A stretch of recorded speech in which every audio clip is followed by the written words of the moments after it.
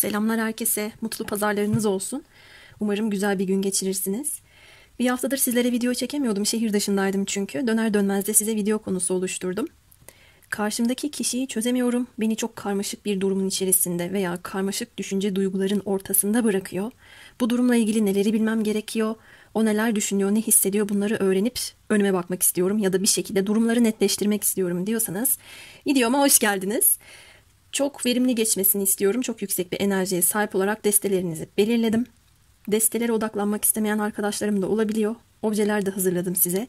Birinci destemizin objesi İstanbul'a geldiğimde bana bu hediyeyi alan çok sevgili danışanım Aylin Hanım'ın hediyesi. Kendisine tekrar çok teşekkür ederim.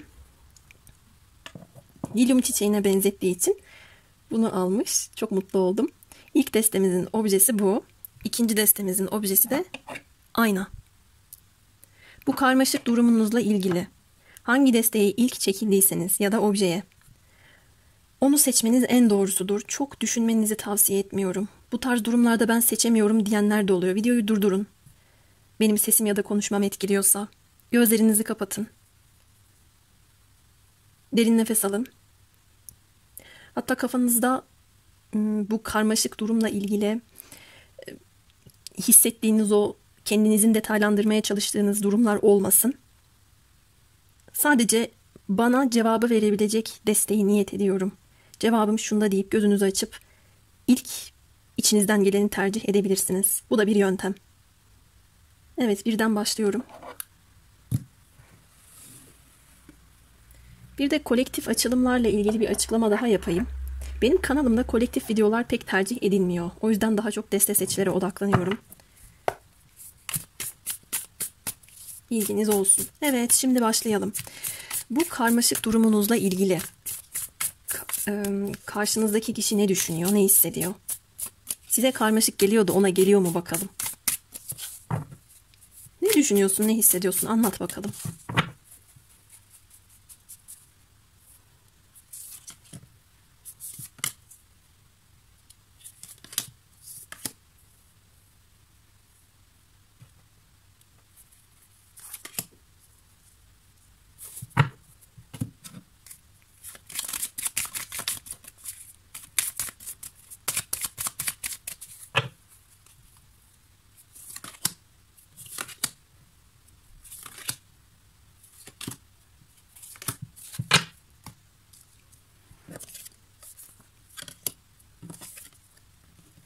Evet, aranızdaki durumları düşündüğünü görüyorum. Düşünce şekli duygusal bir boyutta değil.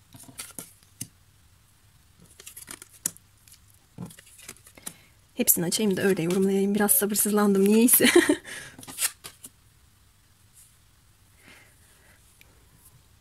Şimdi siz bu kişiye çok cazip gelen yönlerinizle kendinizi tanıtmış olabilirsiniz. Ya da zaten cazip özellikleriniz çok fazla olabilir. Bu kişinin dikkatini ve ilgisini çekmeyi başardığınızı gördüm. Bu kişi zaten bir şeyleri çözmek, bazı durumları araştırarak öğrenmekten zevk alıyor. Aranızda entelektüel olarak bir çekim olduğunu da düşünmesi artı ruhsal manevi açıdan bir sanki seni daha önceden tanıyorum hissiyatını ele alıp düşünmesi tarzındaki bir durumla mevcut durumunuzu değerlendirdiğini gördüm. Hakkınızda araştırmalar yapmış olabilir. Ya da şöyle olduğunu görüyorum bakın. Bu kişi için karmaşık bir durum yok bu arada. Sadece duygu düşüncesini çok fazla sorguladığı için ya da kendi içinde bir mükemmeliyetçi bir tutum durum içerisinde olabilir. Ona göre henüz zamanının geldiğini düşünmediği için açığa çıkarmadığı şeyler var. Sizi baktığında sizin kendisine ihtiyaç duymadığınızı düşünüyor. Romantik hayalleri var. Ben özellikle de şey gördüm burada. Geçmiş yaşam bağlantısı teması var. Bu kişinin zihninde çok farklı pencereler açmışsınız. Şu konuda beni aydınlattı, bu konuda bana böyle bir öğretisi oldu veya ilerleyen zaman dilimlerinde bana şöyle bir katkısı da olabilir diye. Bunun illa kendisinin ilgi duyduğu alanlar içinde olmasına gerek yok. Çok daha farklı konular olabilir. Eskiden ilgi duymadığı, sizinle beraberken yöneldiği ya da bir şeyleri öğrenmeye meraklı olduğu için, bilgiyi öğrenmeye aç bir zihin olduğu için kendisi, sizi de çok merak ettiğini görüyorum. Bu kişi davranış şekli itibariyle size kendisini karışıkmış gibi gösterse de ya da durumunuzu, kendisi için karışık bir durum yok. Bir ilişkiye adım atmak mı yoksa yalnızlık mı şeklinde bir karar alması gereken bir süreçte olduğunu düşünüyor. Sizinle bazı şeyleri sıfırdan başlamak ya da hayatının aşk ilişkiler konusunda daha önceden deneyimlediği durumlara sıfırdan yeniden bir şeylere başlama evresinde. Şu merkez kısımda bana şöyle bir tutumda geldi. Neşeyi ve mutluluğu sizinle bulduğunu ve devam ettireceğini düşünmesine rağmen iletişim konusunda ben şunu ortaya attım, bakalım ne olacak deyip 2 adım geri yatan bir tutumunu görüyorum. Ya da size açık bir kapı bırakıyor ama siz o kapıyı ne amaçla açtığını algılayamıyorsunuz veya ortaya bir konu atıyordur iletişimle ilgili. Bu size doğrudan değil dolaylı geliyordur ya da bu kişiye göre net geliyordur. Siz acaba bunun altında ne var? Bana bunu neden sordu? Ya da bana bunu söyledi ama acaba şu sebepten dolayı mıydı tarzında size düşündürüyor. Bunu düşündürme nedeni de kendi söylemleriyle eylemleri arasında fark olması. Şu kart benim mesela her zaman çok ilgimi çeker. Sanki bu arkadaki kurt bu sepetin içine mektubu bırakmış, kaçmış, gitmiş, bir de böyle dönüp arkasına bakıyor. Yani size iletişimle ilgili ortaya bir şey atmış ve sizin tepkinizi sınıyor olabilir. Ya da acaba bakalım ne yapacak diyerek sınava tabi tutuyor olabilir. Bu da size karışık gelen bir durum. Ben bu kişinin kendisinden emin olamaması ya da durumu çok karışık değerlendirmesini göremedim. Size hayranlık besliyor. Ona göre çok güçlü bir yanınız var. Kişiliğiniz, karakteriniz sabit ya da sağlam değerler üzerine oturtulmuş bir vaziyette. Bu kişi için kilit noktasınız. Büyük bir önem arz ediyorsunuz da diyebilirim. Size baktığında hissiyatımda şu doğrultuda oldu. Karışık hissetmiyor. Çok yoğun bir çekim hissettiğini görüyorum. Gelecek düşüncesi içerisinde olabilir. Şu var ama bu kişi bana ihtiyaç duyar mı? Kendi ayakları üzerinde durabiliyor. Her şeye sahip, her şeyin en iyisine sahip, mutlu. Kendisiyle girdiği ortamlarda, etkileşim kurduğu insanlarla, doğayla her şekilde iç içe ve mutlu olmayı başarabiliyor. Ben bu kişiyle mutlu olacağımı düşünüyorum. Ama bu kişi benimle mutlu olabilir mi bunu bilmiyorum. Bana ihtiyaç duyar mı bunu bilmiyorum diyor sizin için. Bence bu açılım şu anda şuna hizmet etti. Bu 1. desteği seçenlerde. Bu kişi size doğrudan iletişim yerine dolambaçlı, dolaylı ya da çok vurkaç yapıyor diyemeyeceğim ama deneme yanılma yoluyla bir şeyleri öğrenmeye çalıştığı için, buna alıştığı için tuhaf bir bilgi toplama yöntemi olabilir. Bakın burada kişinin elinde balon şeklinde 4 tane ampul var. Bende uyandırdığı izlenim şu oldu. Bu kitap onun okuduğu, daha önceden yazdığı, deneyimlediği veya çevresindeki kişilerin söylediği her şey olsun. Buradan bir bilgiyi ediniyor, okuyor. Atıyorum şu ampul yanıyor ya da yanmıyor. Yanmadığı zaman burada denediği farklı bir yöntem ya da bilgiyi değil, burada deneyimlediği bilgiyi ya da yaptığı bir durumu değil, daha farklı bir şey yapmaya yelteniyor. Kendi kafasında belirginleştirmeye çalıştığı, atıyorum şu ampul olsun, yakmaya çalıştığı. O da olmuyor. Böyle hep deneme yanılma yoluyla merak ede çözmeye çalışa bir şeyler yaptığı için size de karmaşık duygu düşünceler şeklinde geliyor olabilir. Bu kişiye göre karmaşık bir şey yok ki. Hoşlandığı şey bunun olduğunu gördüm zaten.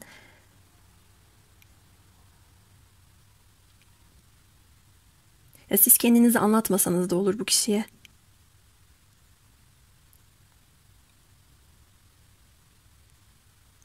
Kendisi araştırıp, kendisi sizi bir kitap gibi okuyup, belki akıl oyunları oynayıp ya da stratejiler yaparak çözmekten zaten haz duyuyor.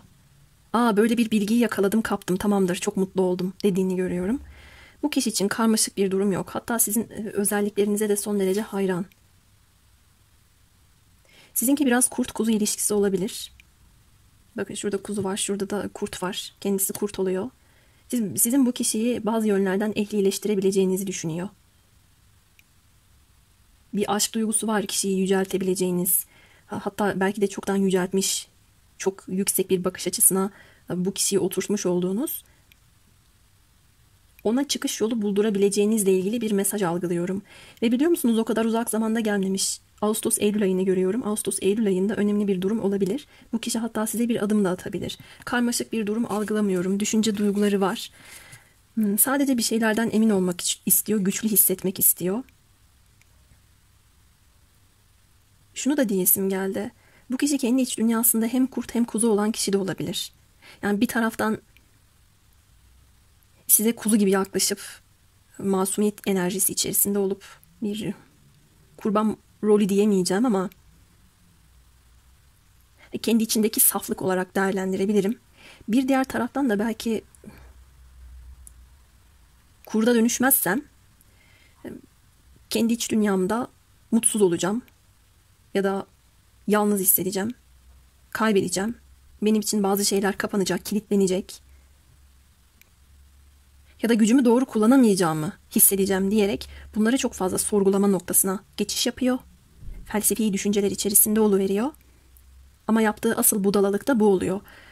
Böyle iki ayrım burada çıktı. Ve şunu da hissediyorum. Sanki bu insan kendisini bir kuleye kapatmış. Ve o kulenin anahtarı da sizde. Çok güçlü bir şekilde her şeyin iplerini elinizde tuttuğunuzu düşündüğünü gördüm. Bu kişi için karmaşık değilsiniz siz. İletişim yolu yöntemi farklı olduğu için size öyle bir his uyandırıyor. Peki siz bu karmaşık durumla ilgili neyi bilmelisiniz?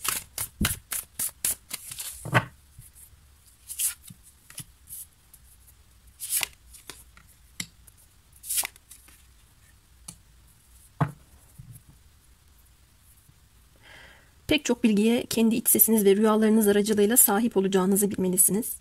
En başta kendinizi şifalandırma gücüne sahipsiniz. Karşınızdaki kişiyi de şifalandırabilecek bir yeteneğe sahipsiniz. Burada güçlü olan kısım dişil taraf. Bunu da söylemek isterim. Hissiyatım bana şunu söyledi. Yaşadığınız acılar, geçmişte sırtınızdan vurulmuşluklarınız. Ben böyle karmaşık hissediyorsam bu işin içinde bir bit yeniği vardır. Kesin yine başıma şu gelecek. Kesin yine şunu yaşayacağım ya da kaderime küsmek istemiyorum. Hayal kırıklığına uğrayıp da o hayal kırıklığının bende yarattığı karanlığa gömülmek istemiyorum tarzındaki bir hissiyatınız geldi bana. Bu durumla ilgili bilmeniz gerekenler, düşünmek durumunda olduğunuz şey olumsuz şeyler değil, olumlu durumlar.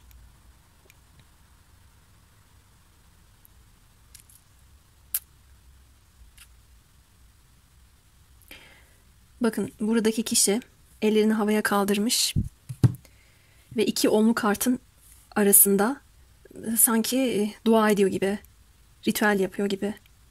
Ya da ben şunu hangisini seçsem der gibi.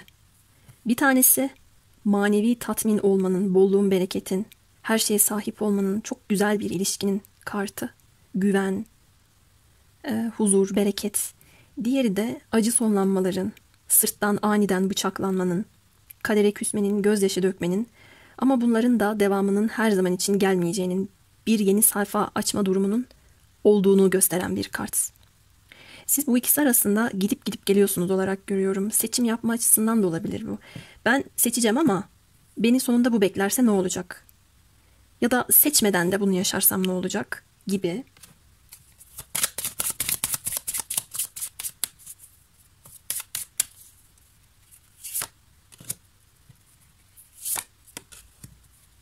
Bir kısmınız da ikinci bir şans vermek adına bunu değerlendiriyor.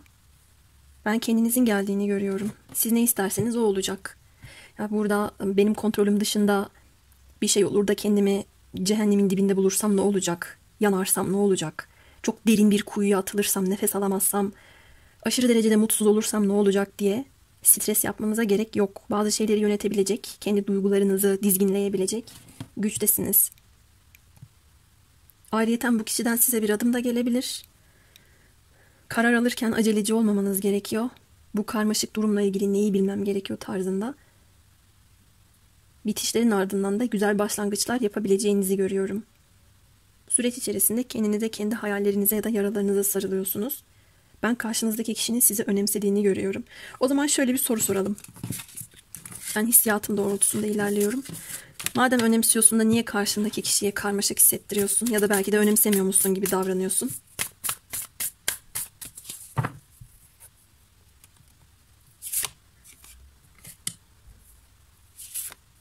2 tane geldi. Çünkü bu kişi de önünü göremiyor. Ya da aptal. Gözlerini bağlıyor ya da olumsuzlukların gözlerini bağlamasına izin veriyor. Bekliyor, o da bekliyor. Kararsızlık çıkmazında. Her şeyi hesaba katmalıyım, hesaba katmadığım bir şey olmamalı ya da fazla cömertçe hareket etmemeliyim. Etsem mi? Etsem nasıl olur? İyi bir şey olur mu? Bunu bana getirse ne olur? Ben de hayal kırıklığına uğrar mıyım? Bazı şeylerden mahrum kalır mıyım? Gibi düşünceler içerisinde. Bu açtığım kartlardan tek takıldığım bu oldu benim. İkinci bir şans durumu varsa ikinci bir şansı değerlendirip değerlendiremeyeceği konusunu düşünüyor. Niye öyle davranıyorsun dediğimde. İkilemler geldi. Bazen gerilimli ve huzursuz hissediyor. Ve ben birilerinin etkisi altında kaldığını hissettim bu kişinin. Ve o size gösterdiğim kitap vardı ya okuduğu. O kendi deneyimleri de olabilir. Belki kendi geçmişindeki halinin etkisinde kalıyordur. Geçmişte böyle yaptım. Geçmişte böyle bir kişiydim. Şimdi tekrar böyle bir kişi olmak istemiyorum diye. Bu açılımda kendisini daha farklı bir kişi, daha belki de hayatın değiştirmek durumunda bıraktığı bir kişi olarak görmüş. Evet. Yoksa görmemeli miymiş? Ya da sizi belki de daha farklı bir kişi olarak gördü. Yaklaşımlarında cömert olması gerektiğini anladı. Cömert olursa kendisine bir bolluk, bir zenginlik geleceğini, bütün dileklerinin yerine geleceğini düşündü. Ama bunu düşünmese miydi? Bunu ona düşündüren ne oldu? Bunları sorguladığı için karmaşık hissettiriyor. Gerçi ben bu açılımda aşırı karmaşık bir durum görmedim. Ama iletişimde işte bir sıkıntı durumu olabilir. Şurada da bir terazi tarzında bir şey var. Kılıç ikilisi zaten astrolojik olarak öyle bir bilgiye sahip. İsabetli kararlar almak, dengeli olmak. Ve kendi içerisinde o ritim duygusunu kaybedip kaybetmeyeceğine dair emin olmaya çalışması. Acele etmek istemeyişi, biraz daha beklemek isteyişi gibi olabilir arkadaşlar. Bu kargalar belki onun kafasını karıştıran, şöyle yapma böyle yap diyen diğer insanlar olabileceği gibi. Zihninin bir kısmı, bir parçası öyle diyor olabilir, diğer parçası daha farklı bir şey diyor olabilir. Duygu mantık arasında sıkışmış olabilir.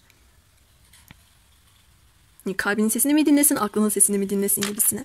Peki arkadaşlar, bu kişiyle aranızda neler olabilir? Netlik sağlanabilir mi diye son soruyu da soruyorum.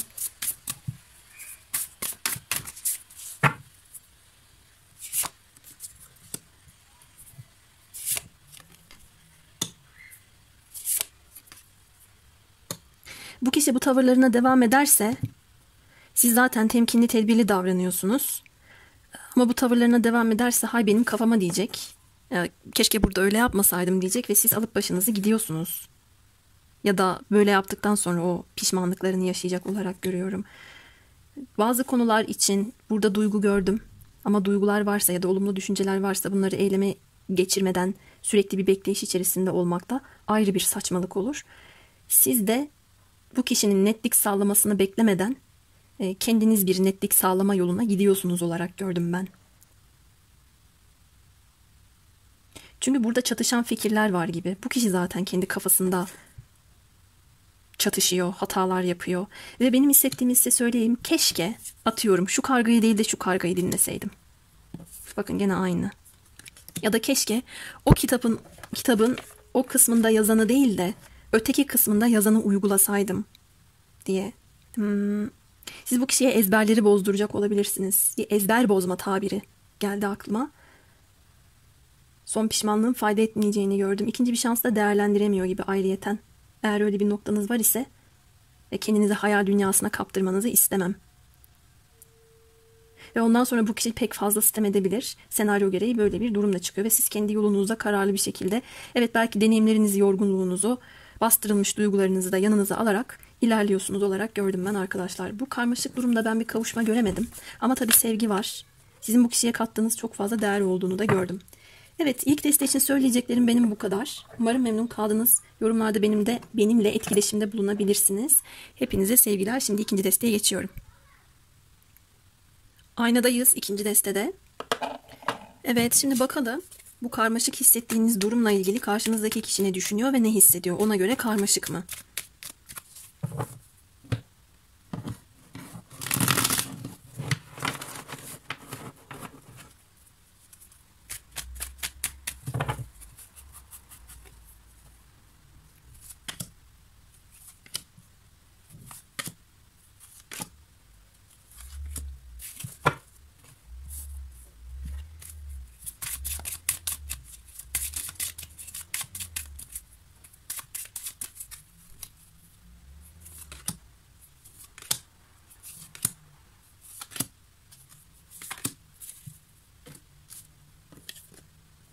Of, hem de nasıl karmaşık. Kılıç beşlisiyle açtım. Değnek beşlisi. Amanın, bu ne? Of. Olaylar olaylar.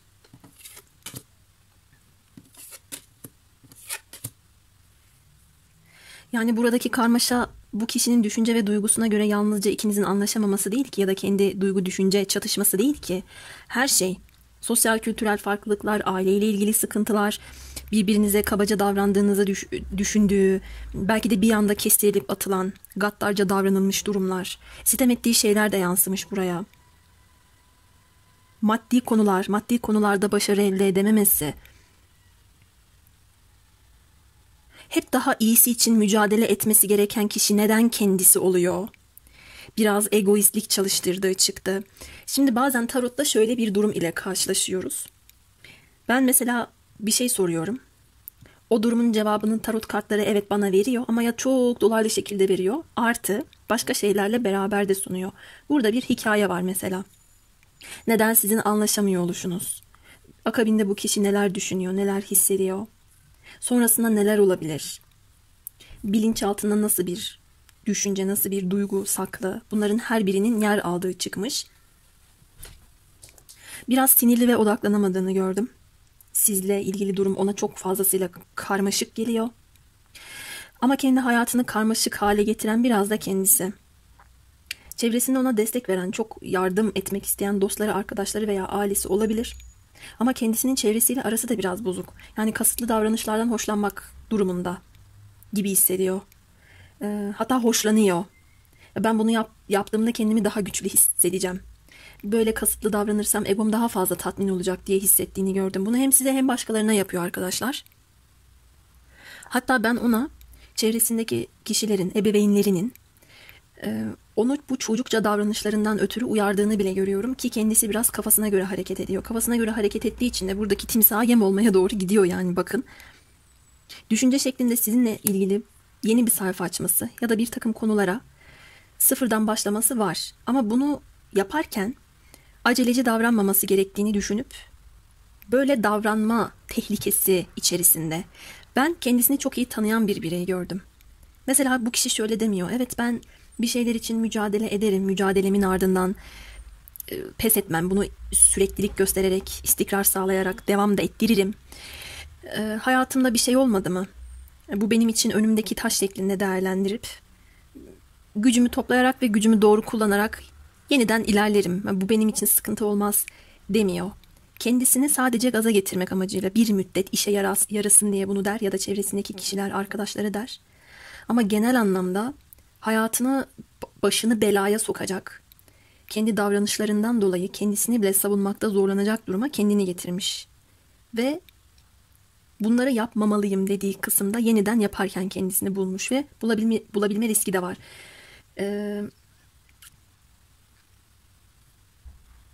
Benim hissiyatım, siz kendinizi geriye çekmiş olabilirsiniz. Daha doğayla iç içe olduğunuz, kendinizi dinleyip bu karmaşanın enerjisinden sıyırmaya çalıştığınız ya da bu kişi çok maskülen bir şekilde size yaklaşmaya çalıştıysa, hep benim dediğim olsun, zafer kazanan ben olayım.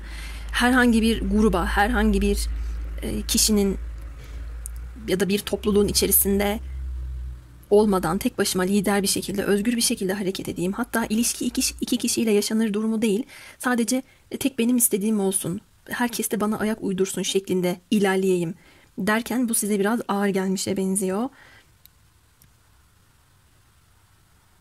Kendi değerlerinizi korumak ya da kendi sevginizi savunmak için gösterdiğiniz yollar ya da yöntemleri de bu kişinin anlamadığını görüyorum.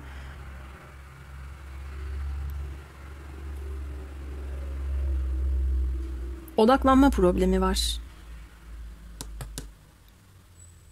Ben sadece şunu soracağım burada. Niye odaklanamıyorsun? Tamam, çok karmaşık olduğunu görüyorum senin içinde. Ve çok sinirli ve kızgın gelmiş. Hep böyle bir sitem ediyor, mutsuz. Kendisi de cüretkar tavırlar sergilemiş olabilir. Böyle son derece duygusuzca hareket etmişe benziyor.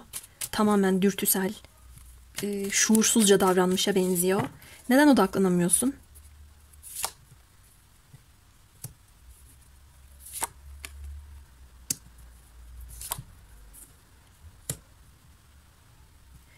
Biraz sizin gücünüzden korkuyor olabilir. İpler artık sizin elinizde. Belki bu kişinin kaderini bile sizin söylemleriniz ya da kararlarınız etkileyecek. O yüzden bu durumun içerisine düşmektense hala bu karmaşık tavır tutumlarına devam etmeyi güç olarak değerlendirdiği çıktı. Özetle. Bu güç değil, bu çok kendisini daha da rezil bir konuma soktuğu bir durum halbuki. Benim enerjim eksik diyor. Şurada kasıtlı davranışlardan hoşlandığını, hatta hoşlanmak durumunda hissettiğini de söylemiştim. Sanki hoşlanmasa hep mutsuz olacakmış ya da hayatına hiçbir renk gelmeyecekmiş gibi düşünüyor. Çok garip. Düşüncesi de bana çok karmaşık geldi.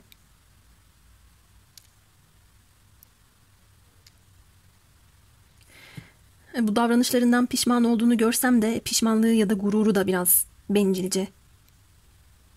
Neden odaklanamıyorsun dediğimde kendini olduğu gibi kabul etmemesi, sizin onu olduğu gibi ya da gerçekleri ya da hayatı olduğu gibi kabul etmeyeceğinizle ilgili soru işaretleri var.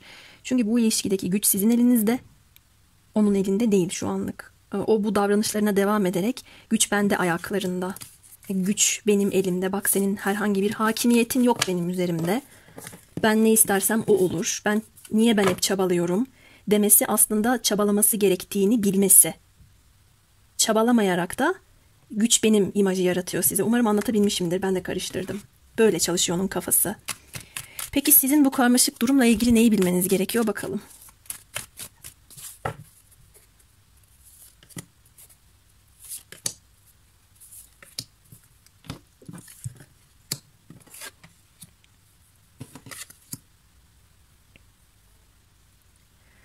Bu kişi size de çok inişli çıkışlı duygu durumları yaşatmış olabilir. Tılsım ikilisi kartımız burada. Günü gününe uymayan duygu değişimleriniz olabilir. Kendi dengenizi korumak için kendinizi savunmacı bir modda tutuyor olabilirsiniz. Temkinli davranmaya çalışıyor olabilirsiniz. Sizde bir güç var. Lütfen bunu hatırlayın. Şu anda pek çok durumda bu kişinin içinizde dengesiz hissettirmesi sizin bu durumu kontrol edemeyeceğiniz anlamına gelmiyor. Tam tersi şeyleri yapıyor. Ters psikoloji yaptığını düşünüyorum hatta. Şöyle bir örnek vereceğim açtığım kartlara göre. Diyelim ki siz çok hayat dolu birisiniz. Ama insanız, hepimizin mutsuz olduğu ya da kendimizi güçsüz hissettiği anlar vardır. O anınızı görüyor ya bu kişi sizin. Ne kadar güçlü olduğunuzu bilmesine karşın güçsüzlüğünüzle oynamaya çalışıyor olabilir ya da o şekilde oradan vurmaya çalışıyor olabilir.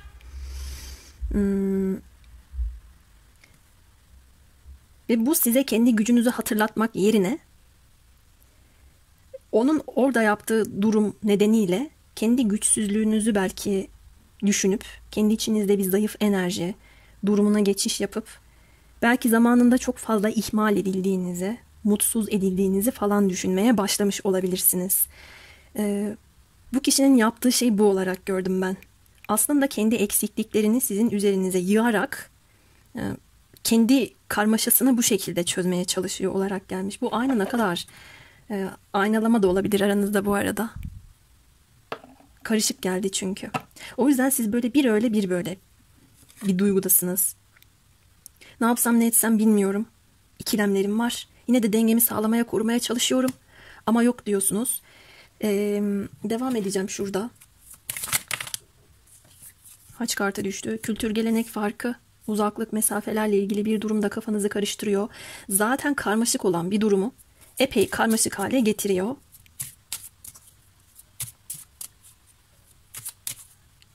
İnisiyatif almak durumunda, hoşgörü göstermek durumunda hissetmekle daha doktrinleştirme ya da kuralcı bir şekilde ilerleme arasında bir dengesizlik, denge içinde bir dengesizlik gibi hissettiğinizi gördüm. Belki de kuralcı o, onun kurallarına, onun şartlarına, onun doğrularına ayak uydurmaya çalışan sizsiniz. Bunu yaptıkça karmaşıklaşan da sizsiniz. Ben burada bir affedersiniz ama ayılık görüyorum. Ayı kartı da geldi zaten. Yani fazla maskülen bir enerji var. Fazla bencilce.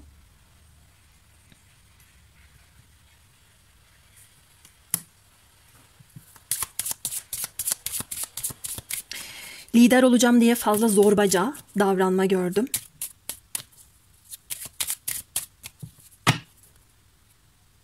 Evet, şimdi bazen bazı durumlar karışık ya da karmaşık olabilir ama insan davranışları içinde bu durumu daha fazla karmaşıklaştırmaya, kör düğüm etmeye de gerek yok. Değil mi yani? İletişim, davranışlar bu durumu çözmek içindir. İyice Arap saçına döndürmek için değil. Bu kişi bunu yapıyor şu anda.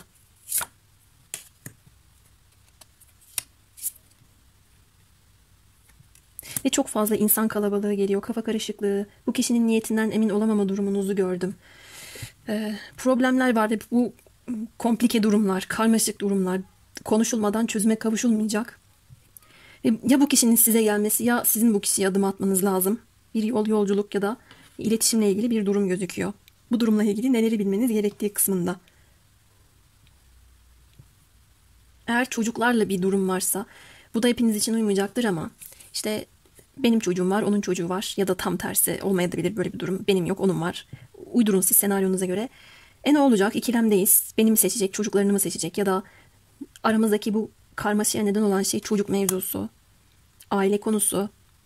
O daha önceden boşandı, ben boşandım ya da ben çocuk sahibi olmak istiyorum, o istemiyor gibi konuları varsa bu durumların da konuşulması lazım. Ama etrafta çok meymenetsiz suratlar gördüm ben şu kartla beraber. Çok fazla konuşma, çok problem yaratan insanlar ya da yaratabileceğini düşünüp karmaşık hissettiğiniz, kafanızda acaba şu şöyle miydi, bu böyle miydi dediğiniz durumlar var. Ne yapmalısınız kısmına geçiyorum. Bunlar bilmeniz gerekenlerdi. Gerçekten çok karmaşık geldi bana da. Ne yapmalısınız?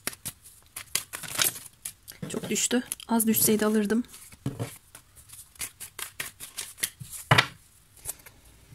Ay ay ay. Kılıç kralı. Güneş. Kupaların altılısı. Her şeyden önce bu kişinin sizin kendi kararlarınızı ve kendi içinizdeki netliği etkilemesine izin vermemeniz lazım. Siz ne istiyorsunuz? Nasıl bir karar verdiniz? Olayları mantık çerçevesinde bir ele alın. Bir değerlendirin. Duygusal yaklaşmamanız lazım ve bunu yapmanız için de biraz geçmişe gitmeniz gerekebilir. 6 aylık bir periyot gördüm. Bu 6 ay öncesi de olabilir. Şu anda bu okumayı yaptıktan sonraki 6 aylık süreçte olabilir bir kısmınız için. İçinizde bir bilgelik var. Kendi bütünlüğünüzü bozmamanızı, kendinizin güneş gibi parladığınızı hatırlamanızı istiyorum. Kartlarınız da bunu istiyor. Siz kendi hayatınızdaki güneşsiniz. Enerjinizi düşürmeyin. Benim durumlarım bu kişinin kararına ya da çabasına bağlı şeklinde de düşünmenizi istemiyorum. Bazı şeyleri kesip attığınızda sizin için bir netlik olacaksa kesip atmaktan da korkmayın. Ya da iletişim konusunda kendinizi kapattıysanız iletişime kendinizi açabilirsiniz. Ben kartlarıma baktığımda da sizin küçük küçük şeylerden mutlu olabilme becerinizi gördüm. Şuradaki resmedilişe göre bu iki kişi birbirinin farklı sırt sırta vermişler. Farklı yöne doğru bakıyorlar. Ve benim hissiyatım bu elindeki kılıçla tekrar bir aynalama yapıyor bu kişi size. Siz buraya ters dönmüşsünüz. Bakın bakmıyorsunuz onun o kılıcının yansımasına. Bu kişinin size neyi düşündürmek, neyi hissettirmek istiyorsa onu hissettirdiğini gördüm ben. Yani burada iyi niyet ya da kötü niyet şeklinde ele almayacağım ama tabii ki de doğru bir tutum değil. Çok uyanık bir zihne sahip. Ama siz bu kişinin sizi kontrol etmesine izin vermiyorsunuz, vermemelisiniz de. Bakın farklı bir tarafa bakıyorsunuz. Ve buradaki güneş ışınlarıyla da buradan gelen yansımayı kırdığınızı algıladım. İkinci çakra enerjisi çalışıyor. Burada kendi verimliliğiniz, kendi yaratıcılığınıza balta vurdurmuyorsunuz bu kişiyle. Yani o kişinin kılıcı olsun şu ortadaki. Şuradaki güneşiniz var sizin. Giremiyor, bakın orada takılı kalmış. Kendi güneşinizden ve hayat ışığınızdan bu kişinin beslenmesine izin çok fazla vermiyorsunuz. Hatta belki de hiç vermeyeceksiniz. Ama bir kısmınız açısından da şöyle bir güzellik var. Şimdi burada bitiş olacak mı olmayacak mı? Bu netlik sağlanacak, her şeyden öte güneş çıktığı için onu söyleyebilirim. Bir kısmınız açısından da olayların artık çok daha güzel bir tarafa evrilmesi durumunu gördüm. Peki bu bir bitiş tarzında mı? Yoksa başlangıç barışma? Ya da oh be kurtulduk, sıkıntılar bitti tarzında mı? Ne anlamda? Ben biraz az önce duru görüyle ya da gözüme çarpan şekilde yorumladım size. Bu Mısır destesini çok seviyorum. Değişik hierogliflerde olduğu için çıkıyor yani bir şeyler. Geliveriyor gözümün önüne. Bir dakika.